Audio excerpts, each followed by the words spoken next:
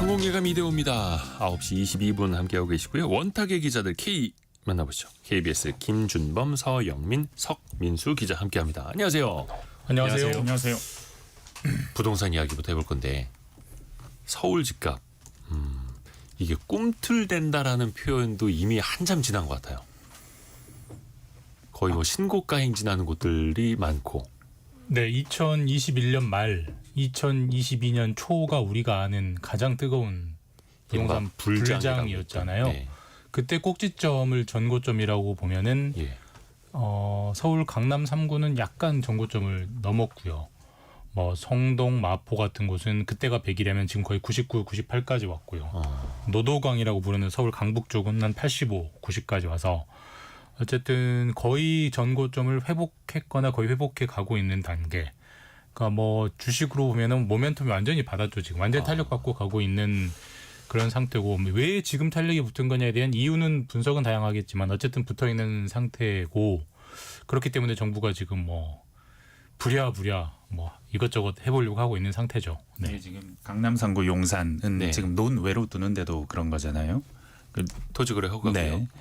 이달 둘째 주 기준 전고점 이런 얘기가 나옵니다. 근데 사실 이 전고점 얘기가 나온다는 건 정말 집값이 모두가 체감할 정도로 오르고 있다는 얘기입니다. 사실은 가장 높던 시점을 보고 저 시점이 얼마 안 남았어라고 생각하는 자체가 그렇다는 의미인데, 광진구도 뭐 99, 뭐 강동 99, 영등포 98, 동작 98, 종로도 94, 동대문도 92 이러면 전고점 대비 퍼센트거든요. 이게 네네네. 뭐 지금 집값이 뭐 어느 정도다 굳이 말하지 않아도 체감되는 겁니다. 근데 2020년, 21년은 그야말로 저금리 시절이었으니까 돈 엄청 풀어댔던 시절이니까 그렇긴 한데, 와, 2025년 현재 또 이렇게 불타오르는 원인은 어떻게 봐야 될까요?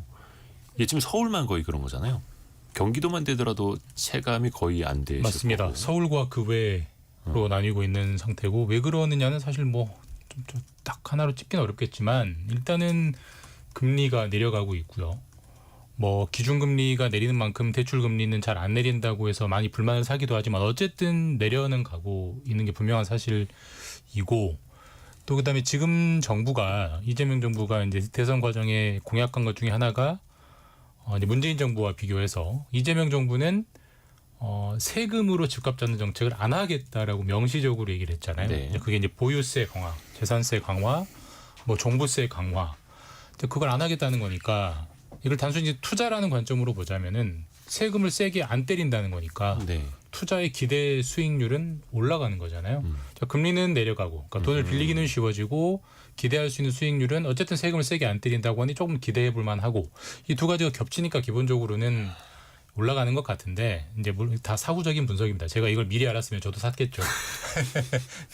근데 이렇게 해도 서울 집값은 못 잡고 저렇게 해도 못 잡고 그러는 가운데 가계대출, 특히 주택담보대출 또 계속해서 빠르게 늘고 있죠. 5개 은행, 5대 은행의 가계대출이 750조 원 넘어섰고 6월에만 2조 원 늘었고, 이것도 집값하고 연관이 있다라고 볼 수밖에 없을까요? 그러니까 일단 지금 그 막차를 타야 한다. 어떻게든 지금 연끌을 해서 7월 전에 DSR3가 시작되기 전에, 막 3단계가 시작되기 전에 막차를 타야 된다는 의식이 좀 사람들 사이에서 깔린 것 같아요. 제 주위에도 보면 지금 집을 빨리 사야 한다고 이렇게 핏대를 높이면서 주말마다 그 임장을 다니는 사람들이 많거든요. 그다음에 지금의 이 주택가격 대세 상승이 이제 언제 시작됐느냐. 그 2016년에 그 당시 최경환 경제부총리가 발의 대책 발표하고 나서 그 모든 규제를 풀기 시작했고, 그다음에 이제 문재인 정부가 들어서면서 집값을 어떻게든 잡겠다고 했는데 못 잡았잖아요. 그런 그 대세 상승기를 경험하고 난 다음에 사람들이 또 그 뭐 이재명 정부가 어떤 정책을 하느냐, 거기에 대한 그 분석을 해석을 할 수도 있는데, 분석하지 않고 이제 이런 그 민주당 계열 정권이 잡았을 때는 항상 집값이 오르더라. 그런 일종의 단순한 공포가 또 깔려 있는 것 정말 같아요. 단순한 학습 효과인 거죠. 1차원적인. 네. 그게 또 이번에도 이어질 것이라는 거는 알 수는 없습니다만, 근데 아까 이야기한 것처럼 DSR 3단계 7월부터 시행되기 전에 막차 타기라면, 그러면 7월부터는 좀 대출 증가세가 꺾일 것인가, 아니면 앞으로도 이게 지속될 것인가, 물론 이제 예측하기는 어렵겠습니다. 저는 그게 관전 포인트 같습니다. 네. 그 지금의 상승이 정말 센 상승이라면은 7월 3단계 DSR 때는 일단은 주택담보대출의 한도가 다 줄거든요. 어쨌든 대출 증가세는 꺾일 텐데 이 제도를 바꾸지 않는 이상, 그러니까 정말 센 상승세라면은 대출이 꺾여도 치고 올라갈 겁니다. 근데 그게 아니라면 만약에 7월 대출 증가세가 꺾이면서 상승세도 꺾인다면은 지금의 주택담보대출이 막 늘어나고 그래서 주택 가격이 오르는 것은 약간의 막차 효과인 거죠. 그러니까 7월 1일부터는 한도가 줄어드니까 6월 30일까지 미리 뚫어놓는 겁니다. 그래야 네. 한도를 적어도 1년 몇 년 동안 받는 거니까 그 효과 때문에 좀 과열된 측면이 있는 거고. 그러니까 그건 저도 잘 모르겠습니다. 근데 어쨌든 그걸로 하나의 지표 삼아서 그게 리트머스 시험지가 돼서 7월부터 꺾이면은 이게 그렇게까지 센 상승세는 아니었구나를 알 수 있는 거고요. 그걸 뚫고 올라가면 진짜 센 거죠. 그러면 정부도 7월부터. 추가 대책을 내놓을 거고 아마. 네, 이게 저희가 서영민 기자. 너무너무 기시감이 있죠. 집값이 오를 때마다 기자들이 라디오에 나와서 이런 얘기합니다. 자, 이번에 이런 대책이 나올 거예요. 다음 달에는 DSR이 이제 3단계로 가요. 그러면 이제 스트레스 금리가 지금까지 50% 적용하던 거 100% 되고 전 금융권으로 확대돼요. 그러면은 어느 정도 잡히겠죠. 근데 그 다음에 또 잡히는지 안 잡히는지 봐야 돼요. 정부가 좀 더 대책을 내놔야 돼요. 집값 상승기에는 이런 얘기가 꾸준히 있는데, 근데 사실은 이 상승기를 규제로 꺾을 수 없다는 거는 우리는 이미 학습을 한 것 같습니다. 그리고 이 어떤 조건이 갖춰지면 막기 어렵다는 것도 학습한 것 같고, 특히 민주당 정부에서 이걸 꺾으려고 노력하면 노력할 때마다 비웃듯이 올라가더라라는 종류의 학습 효과도 있는 것 같습니다. 그래서 지금 저희가 뭐 다음 달에 DSR 3단계가 되면 뭐 대출 조이니까, 특히 금리 수준은 사실은 정책 당국의 의지에 따라서 조정할 수 있는 거거든요. 스트레스 금리를 어느 정도로 할 것이냐. 그래서 거기에 따라서 줄일 수 있을 거예요. 그렇게 되면 당장 그때는 줄어들긴 줄어들 겁니다. 근데 지금 이미 저금리 국면으로 갈 수밖에 없다는 그 사실 하나, 그리고 지금 금리는 더 내려갈 수밖에 없을 거라는 거, 그리고 이런 상황에서 우리 경제가 안 좋기 때문에 돈을 안 풀 수도 없다는 사실. 앞으로 차기 정부가 출범했기 때문에 정부의 역할로 뭔가 해내고 싶어 하는 의지가 있다는 사실, 이것도 다 겹쳐 있기 때문에 당분간 집값이 하락 반전하기는 어려울 것 같다는 생각이 듭니다. 저는 조금 다르게 보는데 네. 그 규제로 집값을 잡을 수 없다라는 거는 절반은 맞고 절반은 틀린 얘기 같아요. 그러니까 어떤 규제냐가 중요한 겁니다. 그러니까 이게 그 돈을 많이 번 사람에 대해서 뭐 양도소득세를 물린다든지 중과세를 물린다든지, 결국 돈을 번 사람에 대해서 그 번 거의 일부를 더 많이 가져가는 그런 세금 규제는 거의 지금까지 역사적으로 실패했습니다. 왜냐하면은 뭐 세금을 1억 걷어가도 2억 벌어버리면 1억을 남는 거니까 일단 들어가고 보는 거죠. 이제 근데 대출을 묶는 규제는 거의 100% 다 성공을 했어요. 우리 정말 아까 우리 2022년 초 불장일 때 정부가 어떤 규제까지 내놨냐면 15억 이상은 대출을 영원해 줬습니다. 아예 안 해줬어요. 네, 예. 그랬었죠. 그리고 2주택자도 대출을 아예 안 해줬어요. 그랬더니 완전히 식었습니다. 그러니까 사실 지금처럼 서울이 집값이 비싼 상황에서 이걸 내 돈으로 다 살 수 있는 사람이 몇 명이나 되겠어요. 결국은 대출을 받을 수밖에 없는 건데, 대출을 묶으면 직방이죠, 효과는. 그리고 사실 지금 LTV를 50까지 풀어줬는데 이걸 40, 30, 20으로 낮춘다면, 물론 그런 규제가 과연 적정한 것이냐는 좀 차치한 문제지만 그렇게까지 묶으면 무조건 식을 수밖에 없어요. 그러니까 정부가 대출 규제를 어디까지 하느냐의 문제다. 저는 그럼 또 반대를 해야겠죠. 네네네. 재밌습니다. 규제를 영원히 할 수 없습니다. 네. 그리고 정부가 어느 정도 규제를 내놓으면 이 규제를 내놓으면 먹힐 수밖에 없어라고 말하는 규제를 내놓은 다음에도 그 규제는 결국은 효과를 잃게 마련이고 결국 다시 또 올라갈 수밖에 없는 상황으로 가요. 그리고 저는 이 상황이 무슨 정부의 규제와 부동산 시장의 반응, 이 함수라고 보기보다는 사실은 지금도 유튜브 틀어보세요. 재테크 하시는 분들이 무슨 생각하시는지, 내 돈이 알아서 이자가 불러서 복리가 되어서 굴러가기를 바라고 있어요. 이거 우리나라의 모든 사람이 바라고 있어요. 그런데 이렇게 이 모든 사람들이 자신의 돈이 알아서 일을 해주기를 바라는 이 상황이 사실은 우리가 살아가는 이 자본주의 세상 2025년의 모습이거든요.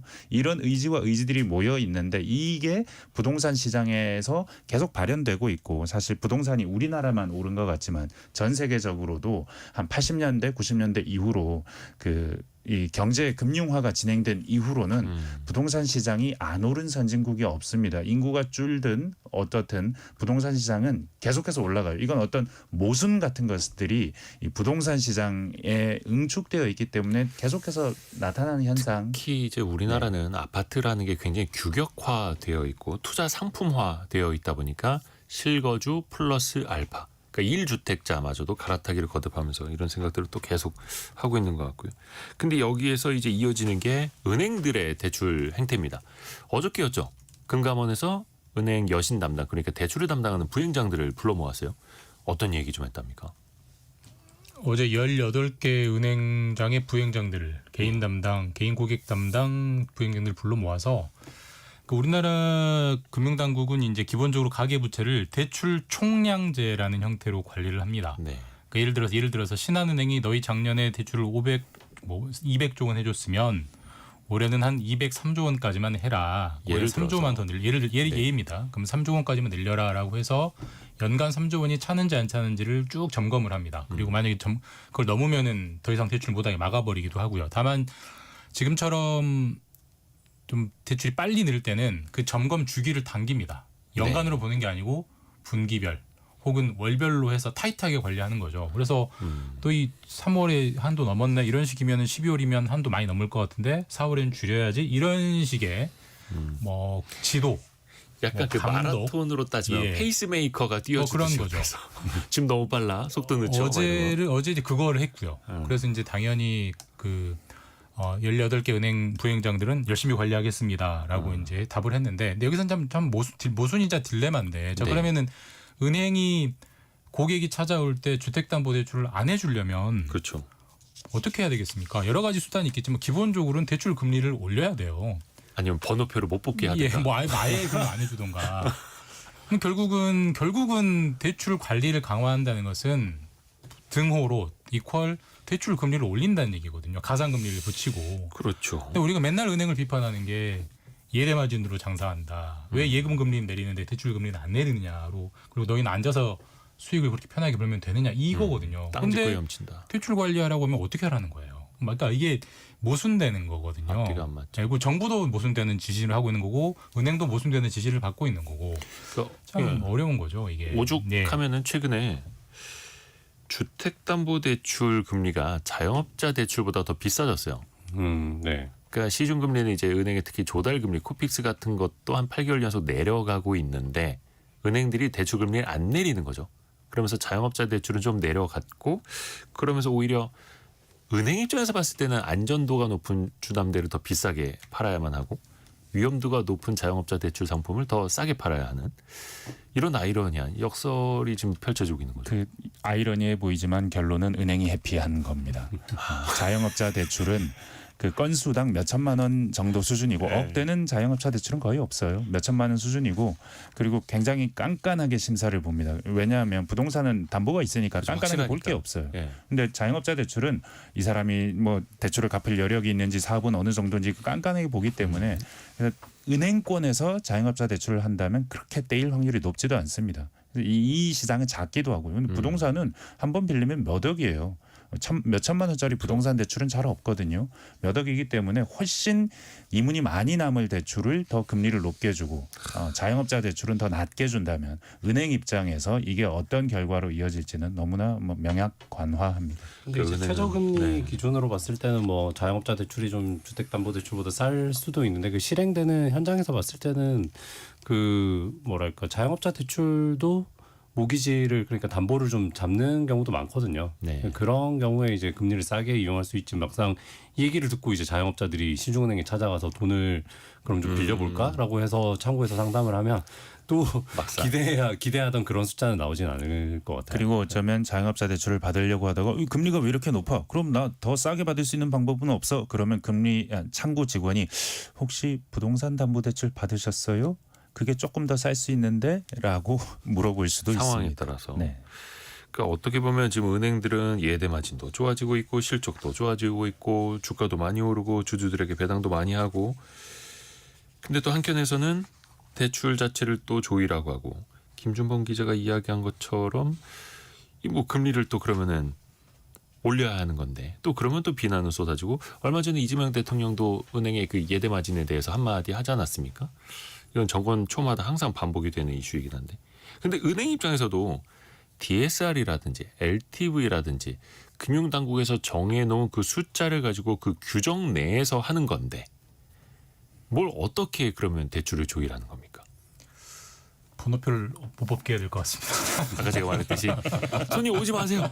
셔터 일부러 반 내려놓고 그러니까 물건을 대출이랑 물건을 파는 가게에 너희는 물건 팔지 마라고 하는 거니까 이게 참 모순적이에요. 물론 정부가 그런 지침을 내릴 수밖에 없는 그 상황도 이해는 충분히 네네. 되는데 현실적으로 수단이 별로 없어요. 그러니까 그게 그렇다면 정부가 아예 그냥 강제적으로 하면 됩니다. 예를 들면 LTV 같은 거를 아까도 네. 제가 말씀드렸지만 좀 낮추면 돼요.